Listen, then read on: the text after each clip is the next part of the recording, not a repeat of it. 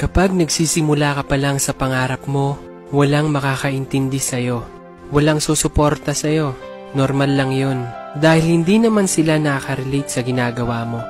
Wala kang dapat sisihin doon. Ang kailangan mong gawin ay magpatuloy sa ginagawa mo.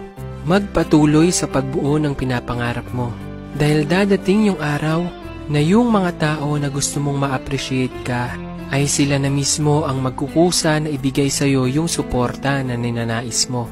Ang mahalaga, magpatuloy ka sa ginagawa mo. Huwag mong hintayin yung atensyon ng mga tao para mapansin nila yung pagpupursige mo. Wala kang dapat patunayan sa kanila.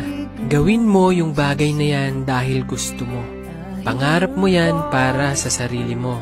Normal lang yung may natutuwa at naiinis sa ginagawa mo. Ibig sabihin lang nun, effective yung idea na ginagawa mo. Normal lang naman sa umpisa na hindi ka susuportahan.